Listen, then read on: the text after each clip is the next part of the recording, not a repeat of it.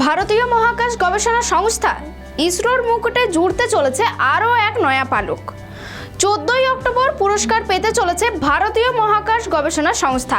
নমস্কার, দেখছেন খবর বাংলা, সঙ্গে রয়েছে আমি স্মৃতি। বিজ্ঞান ও প্রযুক্তির খবর নিয়ে চাঁদের দক্ষিণ মেরুতে প্রথমবার পা রাখা চন্দ্রযান 3 এর সাফল্যকে সম্মান জানিয়ে ইসরোকে দেওয়া হবে ওয়ার্ল্ড স্পেস অ্যাওয়ার্ড। 14ই অক্টোবর ইতালির মিলানে আয়োজিত এক সম্মেলনে ইসরো পেতে চলেছে এই পুরস্কার।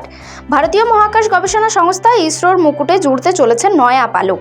চাঁদের দক্ষিণ মেরুতে প্রথমবার পা রাখা চন্দ্রযান 3 এর সাফল্যকে সম্মান জানিয়ে ইসরোকে দেওয়া হবে ওয়ার্ল্ড স্পেস অ্যাওয়ার্ড। আগামী 14ই অক্টোবর ইতালির মিলানে আয়োজিত হতে চলেছে 75তম আন্তর্জাতিক মহাকাশ যাত্রীর সম্মেলন।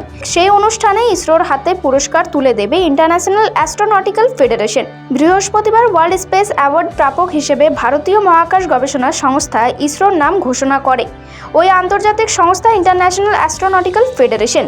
পাশাপাশি ইসরোর উদ্দেশ্যে এক প্রশংসাসূচক বিবৃতি জানানো হয়। অ্যাস্ট্রোনটিক্যাল ফেডারেশন জানিয়েছেন, ভারত ছাড়া এখনো পর্যন্ত চাঁদে আমেরিকা, রাশিয়া এবং চীন সফলভাবে অবতরণ করেছেন। তবে ইসরোর এই মিশন চন্দ্রযান 3 বৈজ্ঞানিক পরীক্ষা নিরীক্ষা এবং সাশ্রয়ী ইঞ্জিনিয়ারিংয়ের এক অন্যান্য উদাহরণ। এটি মহাকাশ অনুসন্ধানে ভারতের বিপুল সম্ভাবনার প্রতীক। দ্বিতীয় চন্দ্রাভিযানে আংশিক সাফল্য পেয়েছিল ভারত, সেবার লক্ষ্য পূরণে ব্যর্থ হলেও 2023 সালের 23শে অগস্ট চাঁদের দক্ষিণ পৃষ্ঠে সফলভাবে অবতরণ করে চন্দ্রযান 3। প্রতিটি ভারতবাসীর কাছে যা ছিল এক ঐতিহাসিক মুহূর্ত। গোটা বিশ্ব সেদিন ভারতের ইসরোর সাফল্যের জয়গান গায়। এই বিরাট সাফল্যকে সম্মান জানিয়ে 23শে আগস্ট দিনটিকে জাতীয় মহাকাশ দিবস হিসেবে ঘোষণা করে ভারত সরকার।